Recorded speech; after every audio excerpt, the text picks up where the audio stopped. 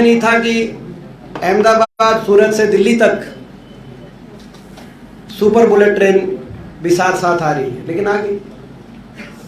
और अब ये क्रोनोलॉजी इसलिए समझनी जरूरी है कि नियत क्या थी सरकार की। स्पष्ट रूप से जब राहुल गांधी जी ने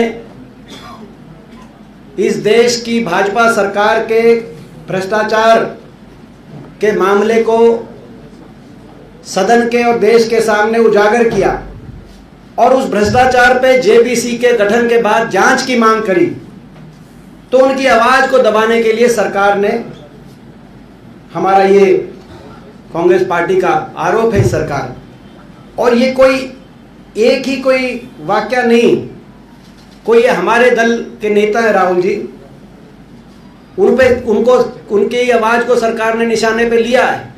लेकिन आज जो सरकार की कार्यशैली पिछले कुछ वर्षों में सामने आई है, देश में कोई भी विपक्ष की मुखर आवाज जो सरकार के, भाजपा के भ्रष्टाचार को उजागर करने के लिए उठती है, सरकारी तंत्र हमलावर हो जाता है। जांच एजेंसियां, आज जांच एजेंसियों की कार्यशैली में प्रश्न चिन्ह है कि वो कितनी स्वतंत्रता से और कितनी सरकार के दबाव में वो कार्य करती हैं, लेकिन सरकारी तंत्र हमलावर हो जाता है। उन आवाजों को निशाने पे लिया जाता है, उन आवाजों को दबाने के सरकार द्वारा सारे प्रयास किए जाते हैं। चाहे वो जांच एजेंसियों के दुरुपयोग की बात हो, सरकार उनका दुरुपयोग करने से परहेज नहीं, चाहे वो संवैधानिक संस्थाओं को प्रभावित करने की बात हो, हर रूप से विपक्ष की कोई भी मुखर आवाज जो सरकार के विरोध में और सरकार के व्यापक भ्रष्टाचार के खिलाफ उठती है, उस आवाज को ये सरकार निशाने पे लेती है। और जिसमें अगर देश में बेबाकी से, ईमानदारी से और सच्चाई से पूरे मामले को देश के सामने रखने के लिए अगर एक आवाज उठाई तो वो राहुल गांधी जी ने उठाई और ज्वाइंट पार्लियामेंट्री कमेटी की मांग करी, और उसके बाद संपूर्ण विपक्ष एकजुट हो गया इस मांग को लेकर। हम देश के तमाम विपक्षी पार्टियों का भी धन्यवाद करते हैं, और हम इस कदम को प्रजातंत्र बचाने के लिए, इस देश में भाजपा के भ्रष्टाचार से लड़ाई लड़ने के लिए हम इस कदम को स्वागत योग्य सभी पार्टियों का मानते हैं कि ज्वाइंट पार्लियामेंट्री कमेटी की जो मांग है उसके लिए सारी पार्टियां एक आई।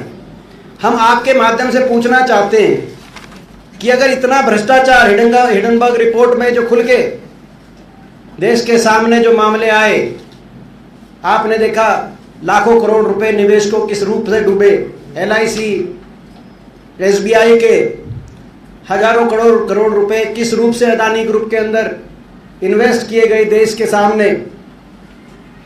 तो जब इस तरह के सारा मामला जब देश के सामने आए, प्रश्न चिन्ह उठे, सवाल उठे, तो क्या विपक्ष का राष्ट्र हित में, किसी निजी हित में नहीं मगर राष्ट्र हित में, क्या विपक्ष जांच की मांग भी नहीं कर सकता? क्या इस देश में इस प्रकार के व्यापक घोटालों की जब खबरें आए तो क्या एक निष्पक्ष जांच की मांग करना भी देश हित में नहीं है? क्या ये भी एक अपराध हो गया है देश में? इसमें कुछ प्रश्न है। अब मैं उन प्रश्नों पे आता हूं जो ये मामला उठाया। राहुल जी ने जो प्रश्न उठाए, उन्होंने 2 सवाल पूछे सदन के अंदर, और ये हमारी प्रेस की जो स्टेटमेंट आएगी उसमें आपको मिलेगा। पहला उन्होंने एक सवाल पूछा कि ये जो शेल कंपनियां हैं, इसमें 20,000 करोड़ यानी कि $3 बिलियन ये कहां से आए और ये किसके हैं? प्रश्न चिन्ह। क्या इसमें, क्या जो एक रिपोर्ट आई है कि इसमें चीनी नागरिक भी कोई शामिल है कि नहीं है? प्रश्न चिन्ह। क्या इसकी जांच होनी चाहिए कि नहीं चाहिए? डिफेंस के क्या कॉन्ट्रैक्ट बिना किसी तजुर्बे के इस रूप से जो दिए गए, वो क्या सही दिए गए? प्रश्न चिन्ह। क्या उसकी जांच होनी चाहिए कि नहीं होनी चाहिए? क्या जांच की मांग करना राष्ट्रहित में नहीं है? और अगर देश का विपक्षी जांच की मांग नहीं करेगा इस मामले में, तो कौन निष्पक्ष जांच की मांग करेगा? उसके बाद पूछा कि मोदी सरकार का और इस उद्योगपति समूह का क्या रिश्ता है? तमाम प्रदेश सरकारों द्वारा विभिन्न रियायतें इस समूह को दी गई, भाजपा सरकारों द्वारा, केंद्र की सरकार द्वारा विभिन्न नीतियों के माध्यम से रियायतें इस विशेष उद्योगपति समूह को दी गई और दी जा रही हैं, जिनके बारे में राहुल गांधी जी ने कई उदाहरण सदन में दिए। रक्षा उद्योग से लेकर हवाई अड्डों तक, श्रीलंका, बांग्लादेश में दिए गए बयानों से लेकर ऑस्ट्रेलिया में जहां स्टेट बैंक ऑफ इंडिया प्रधानमंत्री जी और स्टेट बैंक ऑफ इंडिया के चेयरमैन और इस समूह के जो अध्यक्ष हैं, उनको उनकी बैठक को लेकर और वहाँ पर ऑस्ट्रेलिया के अंदर एक प्रोजेक्ट, कोल माइन के प्रोजेक्ट को लेकर $1 बिलियन का ऋण स्टेट बैंक ऑफ इंडिया द्वारा स्वीकृत करने को लेकर ये जो प्रश्न चिन्ह सारे हैं कि भाई ये क्या, किस पॉलिसी के तहत, और ये क्या भारत देश के लोगों का पैसा था, क्या इस पे निष्पक्ष जांच होनी चाहिए कि नहीं होनी चाहिए, और क्या जांच की मांग करना, बार बार मैं वो कहना चाहता हूँ, क्या जांच की मांग करना राष्ट्रहित में है कि नहीं है। और जो विपक्ष में कोई नेता अगर यदि जांच की मांग करे तो क्या सरकार उसको, उसकी आवाज़ को दबाने के लिए तंत्र का इस प्रकार से दुरुपयोग करे? क्या ये ठीक है? इसी प्रकार से ये दो प्रश्न उन्होंने मुख्य रूप से उठाए, बाकी तो बहुत से प्रश्न हैं, मगर एक मैं अंतिम बात करते हुए अपनी जो हमारा को जो कहना है वो हम, बाकी जो प्रश्न आपके होंगे, अंतिम भाजपा की मैं बात कहूँगा, राजनीतिक बात। भारतीय जनता पार्टी ने जिस दिन से ये बात उठाई है, कांग्रेस पार्टी ने, राहुल गांधी जी ने और देश के तमाम विपक्षी दलों ने एक साथ एकजुटता से ज्वाइंट पार्लियामेंट्री कमेटी जेपीसी की मांग की है, इस पे पूरा इन्वेस्टिगेट करने के लिए, उसी दिन से भाजपा ने निशाने पे लिया है। लेकिन भाजपा को ये नहीं समझ में आ रहा कि राहुल जी को और कांग्रेस पार्टी को निशाने पे लेने के लिए किस फार्मूले से निशाने पे लिया जाए, वो खुद ही कंफ्यूज। पहले उनको निशाने पे लिया कि राहुल जी माफ़ी मांगे, विदेश में क्या है कि भाई विदेशी ताकतों का हस्तक्षेप हो हिंदुस्तान में। राहुल जी ने जबकि बड़े स्पष्ट रूप से कहा कि ये हमारे अंदरूनी मामले और हम अंदरूनी लड़ाई हमारी पार्टी लड़ने में सक्षम है और हम लोग अंदरूनी हम लड़ाई लड़ने में हमारा देश सक्षम है। तो ये उन्होंने वहाँ पे स्पष्ट रूप से कहा, कहीं प्रश्न ही नहीं। लेकिन पहले उन्होंने वो हमलावर हो गए कि राहुल जी विदेशी धरती पे कुछ कहा है, उसको लेकर फिर उन्होंने कहा कि ओबीसी का मुद्दा है। बीजेपी खुद ही कंफ्यूज है, वो केवल आवाज़ दबाने के लिए तरह तरह के, आप समझ सकते हैं कि ये भी उनकी नीयत का पर्दाफाश होता है भाजपा की, कि केवल वो आवाज़ दबाना चाहती है, कोई एक मुद्दे पे नहीं टिके वो, फिर दूसरा मुद्दा उठा लेगी तो ओबीसी के खिलाफ बोल रहे हैं, जबकि सब जानते हैं उनका भाव कोई ओबीसी के या किसी वर्ग विशेष के बारे में कोई टिप्पणी करने का ना था ना हो सकता। वो केवल और केवल भाजपा के भ्रष्टाचार को उजागर करने का उनका भाव था। देश समझता है, देश हर बात को, हर वाक्य को और हर व्यक्ति की भाव को, भाषा को समझता है, मगर उन्होंने कहा कि ओबीसी का मुद्दा है। फिर डिस्क्वालीफाई की बात आ गई कि उनको डिस्क्वालीफाई कर दिया गया कि भाई कानून। तो ये मैं समझता हूँ कि ये भाजपा की नीयत को, बीजेपी की नीयत को, जो उन्होंने एकदम से राहुल जी को निशाने पे और राहुल जी पर भाजपा राजनीतिक प्रहार, मगर प्रहार करते करते उनको ये नहीं समझ में आ रहा कि प्रहार क्या, किस स्ट्रेटजी के साथ, किस फॉर्मूले के साथ करें। तो उनकी नीयत दोबारा से स्पष्ट रूप से सामने आती है, नीयत केवल आवाज़ दबाने के लिए। और मैं अंतिम वाक्य कहते हुए अपनी बात समाप्त यही कह के कहूँगा कि देश के विपक्ष की और कांग्रेस पार्टी की और ख़ास तौर पर राहुल गांधी जी की आवाज़ ना दबी और ना दबाई जा सकती, क्योंकि ये सत्य की आवाज़ है। अगर राष्ट्रहित की कोई बात आएगी तो कांग्रेस पार्टी राहुल गांधी जी के नेतृत्व में हम लोग ये बात उठाएंगे। राष्ट्रहित के मामलों पे देश में भ्रष्टाचार के मामलों में राहुल गांधी जी और कांग्रेस पार्टी समझौता ना कभी किया, ना कभी करेंगे।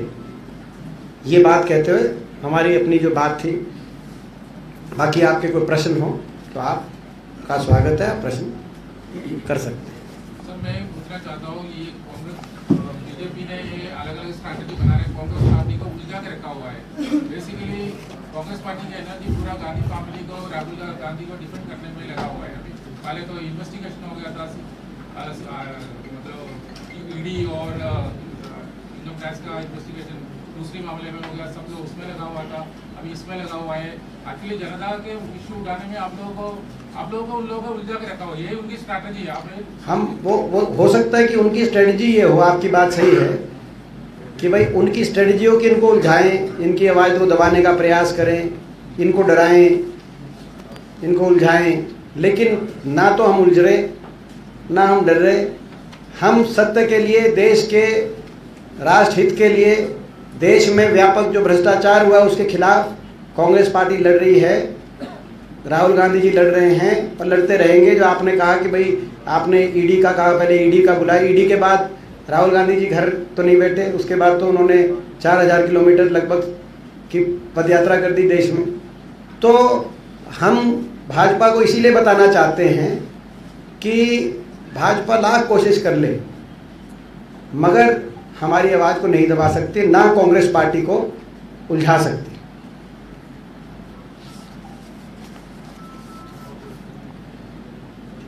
और किसी को कुछ कोई प्रश्न? आप लोग सहमत हैं हमारी सब बातों से?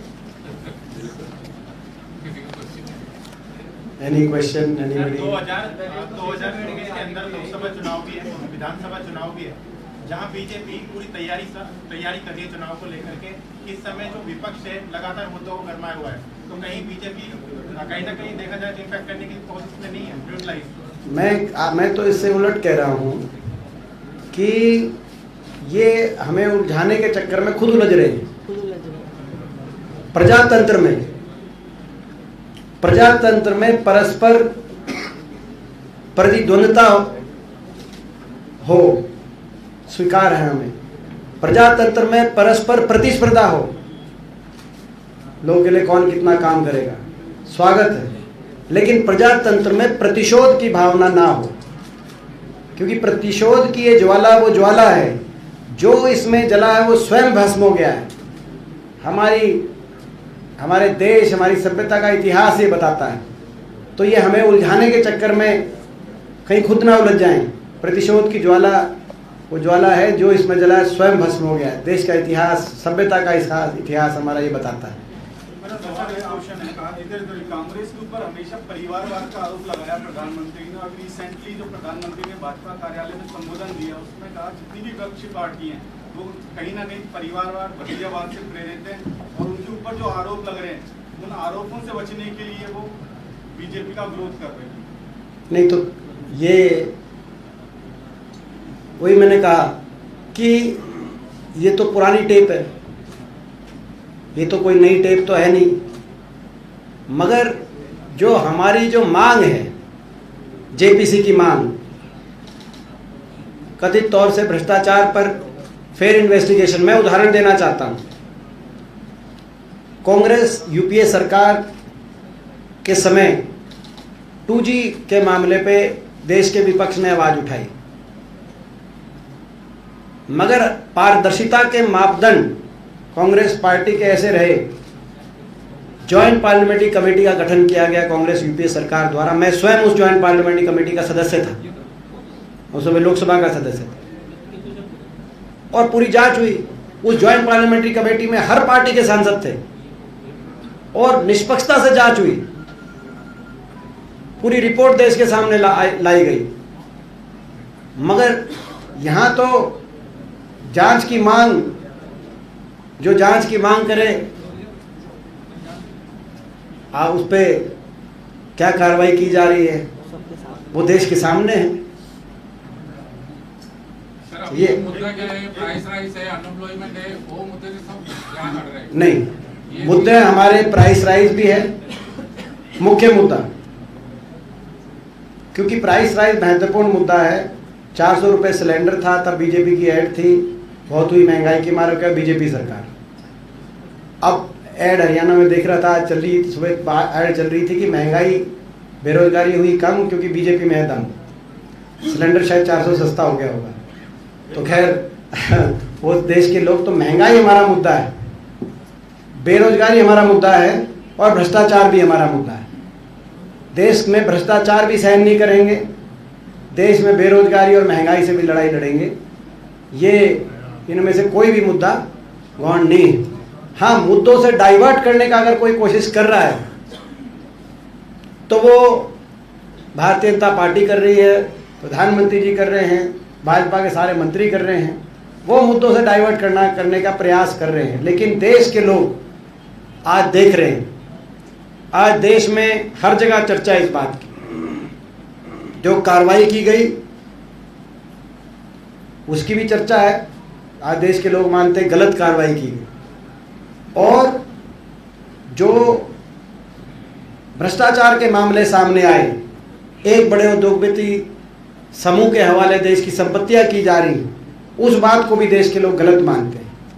और हमारी सत्य के लिए हमारी लड़ाई है, न्याय के लिए हमारी लड़ाई, राष्ट्रहित में लड़ाई। एक लास्ट क्वेश्चन, बीच में कोई पूछ रहा था, आप बाद में हमने इधर आपने से पूछ किसी लिया ने ना। पूछा था बीच कांग्रेस में। की एकजुटता की बात आप करते हैं कि कांग्रेस एकजुट होए, और अभी जो हालात है उसमें कांग्रेस को एकजुट होना भी जरूरी है। लेकिन इंदिरा गांधी के समय जब उनकी खत्म की गई थी सदस्यता, तो लोग सड़कों पर थे, 30 से 40 हज़ार के आसपास के लोग सड़कों पर थे। लेकिन यहाँ पर राजस्थान की बात की जाए तो 400 से 500 लोग भी इकट्ठे नहीं हो पा रहे। ऐसा देखिए, हमारा ये आपकी जानकारी ठीक नहीं है, आप पता नहीं कहाँ चले गए। राजस्थान में आप आज ही भरतपुर और अजमेर की मीटिंग देखें, कितने लोग इकट्ठे हुए। और हर रोज आप भरतपुर अजमेर की देखें, आप राजस्थान में हर रोज जो संभाग में मीटिंग हो रही है आप देखें, और पूरे देश में देखें। हमारा ये एक और आपको जानकारी दे दूं, जो इस प्रेस कॉन्फ्रेंस में हमने हाथ से हाथ जोड़ कार्यक्रम चलाया पूरे देश में, अति सफल कार्यक्रम रहा। हम गांव-गांव जा रहे हैं, शहर शहर जा रहे हैं, और अब अप्रैल में हम कांग्रेस पार्टी एक जय भारत सत्याग्रह के रूप में, क्योंकि सत्य की लड़ाई हम लड़ रहे हैं, हमने कार्यक्रम अपना जय भारत सत्याग्रह, जिसमें हर ब्लॉक स्तर पे हमारी मीटिंग, पब्लिक मीटिंग्स की जाएंगी, जनसभा, प्रेस कॉन्फ्रेंसेस की जाएंगी। आज जो हमने प्रेस कॉन्फ्रेंस करी, इसके बाद जिला स्तर पे पीसीसी द्वारा जिम्मेदारियां लगाई जाएंगी। हमारे सारे मंत्रीगण और वरिष्ठ नेतागण सारे डिस्ट्रिक्ट हेडक्वार्टर पे प्रेस कॉन्फ्रेंसेस करेंगे, और उसके बाद जिले स्तर पर और एक प्रदेश स्तर पर बड़ी जनसभा। तो हमारा पूरे अप्रैल का भी कार्यक्रम संगठन के, आपने कही ना कि कांग्रेस पार्टी, तो संगठन के हमारे कार्यक्रम पूरे देश में, केवल राजस्थान की मैंने आपको जानकारी दी, पूरे देश में इस रूप से हमारे ग्रास रूट पे कार्यक्रम हाथ से हाथ जोड़ो हमारा अति सफल रहा पूरे देश में, हर प्रदेश में। और अब जय भारत सत्याग्रह हर प्रदेश में कार्यक्रम। कल मैं हरियाणा में था, जय भारत सत्याग्रह के कार्यक्रम के अंदर 20,000 लोग थे जींद में। क्या आपको लगता है कि राजस्थान में सचिन पायलट और अशोक गहलोत यही होना चाहिए? क्योंकि ज्यादातर कांग्रेस एकजुट है राजस्थान में, कांग्रेस एकजुट है पूर्णतः। गुटबाजी को चिंता करे तो बीजेपी चिंता करे। राजस्थान में बीजेपी चिंता करे कि बीजेपी के प्रदेश अध्यक्ष पदभार ग्रहण समारोह में आते हैं, तो क्यों लगभग बीजेपी के तमाम वरिष्ठ नेता एक भी कोई उसमें नहीं आता। भाजपा उनको इकट्ठा करने के लिए चिंता करे। हम प्रदेश के लोगों के लिए चिंता कर रहे हैं, हम राष्ट्रहित के मुद्दों की लड़ाई लड़ने के लिए चिंता कर रहे हैं, और कांग्रेस पार्टी एकजुट है। एकजुट है कांग्रेस पार्टी। मैं जवाब दे दिया आपका। सर, एक सवाल है, आपने कहा कि सच की आवाज दबाई जा रही है। अभी टाइम्स नाउ के रिपोर्टर के साथ बंगाल में मारपीट की है, लवलुहान कर दिया है, उसको कोई रिएक्शन देंगे? क्या है पूरा मामला आप अभी बता रहे हैं, तो एकदम से अभी आप तक पहुंची हो खबर, तो हम कहीं भी हिंसा के, हम ये अहिंसा का देश है, और हिंसा की कोई जगह हमारे देश के प्रजातंत्र में संवैधानिक रूप से नहीं है। बाकी आप जब विस्तृत जानकारी मिलेगी तभी विस्तृत कोई टिप्पणी की जाएगी। सर, राहुल गांधी जी जो आरोप लगा रहे हैं अडानी और इसके अलावा नीरव मोदी, ललित मोदी पर, तो ऐसे में ललित मोदी ने एक मीडिया के माध्यम से एक सवाल साझा किया है जो कि केस करने जा रहे हैं राहुल गांधी का। इसको आप बताओ, आप ये बताओ, जब ये ललित मोदी जी देश से जो भाग रहे थे, देश की तमाम एजेंसियां इनके पीछे पड़ी थी, तो क्या सारी तमाम एजेंसियां भी गलत थी? तो चोर मचाए शोर। भाई ये थोड़ी, जब वो आरोपित व्यक्ति हैं, वो आरोपित व्यक्ति हैं, देश की तमाम एजेंसियां वो बाहर की बैठे हैं, देश में उन पर भ्रष्टाचार के मुकदमे हैं, आप उनकी सुनोगे कि जो व्यक्ति उन भ्रष्टाचार के मामले को लेकर जांच की मांग कर रहा, आप उसकी सुनोगे। देश की मीडिया को भी ये समझना चाहिए, ऐसे भ्रष्टाचारी व्यक्तियों को जो देश से करोड़ों का माल लेकर बाहर जाने का जिन पे इतना गंभीर आरोप है, और देश की जांच एजेंसियों ने उनको भगोड़े तक घोषित करने का की कार्रवाइयाँ कर रखी हैं, तो ऐसे लोगों को देश की मीडिया क्यों दिखा रही है? ये भी एक आज देश में मंथन का बीजेपी और भगोड़े मिले हुए हैं। हाँ जी। बीजेपी है, विदेश में मामला दर्ज करा रहे हैं, इंडिया में नहीं करवा रहे हैं। तो ये क्या, पहले तो इंडिया हो। अब ये इतना कोई, आप अब इस बारे में हम क्या जवाब दें? देश की सरकार, जो सरकार कहती थी इनको वापस ले आएंगे, जो सरकार अभी मेहुल चौकसी पे आपने देखा जो इंटरपोल का नोटिस था वो विड्रॉ हो गया, ये तो देश की सरकार इन बातों पे जवाब दे। वो बाहर बैठकर, ललित मोदी बाहर बैठकर इस रूप से स्टेटमेंट्स दे रहे हैं जैसे कि वो सरकार के एजेंट हो। सरकार स्पष्ट करे कि ये उनके एजेंट के रूप में कह रहे हैं, क्योंकि वो तो राहुल जी के खिलाफ बोल रहे हैं, देश की सरकार के खिलाफ नहीं बोल रहे। ऐसे आरोपी व्यक्ति जब सरकार के पक्ष में बाहर से जाकर इस तरह के बयान दे, तो ये क्या संकेत है देश में? देश की सरकार इस पर स्पष्टीकरण देना चाहिए, देश सरकार। राहुल गांधी के कन्विक्शन के ऊपर लीगल रेमेडी करने में इतना डिले क्यों कर रहे हैं? क्या वो हमारे संवैधानिक अधिकार है, हम जल्द ही उसको अवेल करेंगे। हमारी पेटिशन रेडी हो रही है और हम जल्दी जो है, जो हमारा संवैधानिक जो अधिकार है उसको हम, वो लड़ाई, कानूनी चैनल से हम लड़ेंगे। और जो राजनीतिक हमारी लड़ाई है, आज हमने आपको राजनीतिक विषयों पे बुलाया है, वो आपको हम जानकारी हमारे जो है लीगल टीम है उससे अलग से दिलवाएंगे, लेकिन वो आज हमें राजनीतिक विषय पे बुलाया है, क्योंकि हमारी राजनीतिक लड़ाई, कोई हमारी राजनीतिक लड़ाई की इन बातों से हम नहीं डरते। मेंबरशिप जाना, घर छीनना, कभी राहुल जी ने किसी पद के लालसा के लिए इस परिवार ने राजनीति नहीं की, ना कांग्रेस पार्टी। आज हमारी लड़ाई जो है वो इस भाजपा के भ्रष्टाचार के खिलाफ है। ये जो हिडनबर्ग रिपोर्ट में इतने बड़े उद्योगपति घराने समूह को की सारी बातें सामने आ गई, फिर भी देश की सरकार मौन है, पूरा देश का विपक्ष एकजुट हो गया है। आज हमारी वो लड़ाई है, उस लड़ाई के लिए हम आगे बढ़ेंगे। आम आदमी छोटा सा लोन लेता है, उसको 2 मिनट के अंदर बिल्कुल अंदर डाल दिया जाता है, होते हैं उनको करोड़ों रुपए का कर्जा जो जनता का होता है उसको लेकर वो फरार भी हो जाता है। हाँ, उसके लिए फरार भी हो जाता है, सुनो, वो फरार भी हो जाता है। सही कहा, आम आदमी, आम किसान लोन लेता है, डिफॉल्ट हो जाए तो बैंक वाले उसको नेम एंड शेम करते हैं, उसका ना हर तरीके से उस पर कार्रवाई की जाती है। और ऐसे भी लोग हैं जो हजारों करोड़ की संपत्ति लेके विदेशों में भागने के आरोपी व्यक्ति, जो बाहर, आपने जैसे कहा कि वो बाहर इतना लोन कैसे मिल जाता है, फिर वो विदेशों में कैसे भाग जाते हैं, प्रश्न चिन्ह है। और मेरा अगला प्रश्न चिन्ह ये भी है कि वो विदेशों में जाके फिर वो कांग्रेस पार्टी और राहुल जी के खिलाफ कैसे बोल लेते हैं, ऐसे इंटरव्यू कैसे आ जाते हैं, कौन से चैनल वहाँ पहुँच जाते हैं, कौन फैसिलिटेट कराता है, और उनको प्राइम टाइम पे कैसे क्यों दिखाया जाता है, ये सारे प्रश्न चिन्ह हैं। और ये हम इन्हीं प्रश्न चिन्हों को लेकर हम लड़ाई लड़ रहे हैं। बहुत बहुत आभार। आपके लिए चाय की व्यवस्था की गई है। एक आखिरी ग्रीन बुशर्ट वाले का पहला तक गलत हो गया था, ये थोड़ा सा दूसरा ठीक करेगा।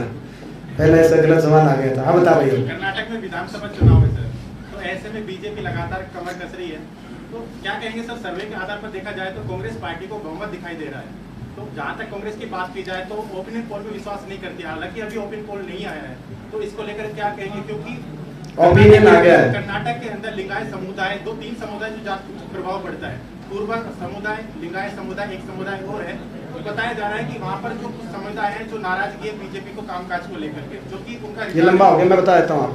देखो ऐसा है कि ये कमर बीजेपी ने कसी है, हम मानते हैं, मगर उससे ज़्यादा कमर कर्नाटक के लोगों ने कसी है।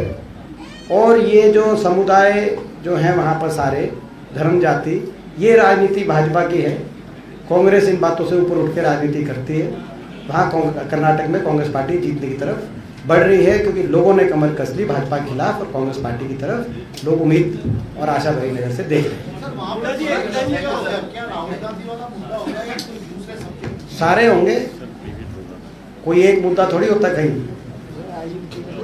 सारे होंगे।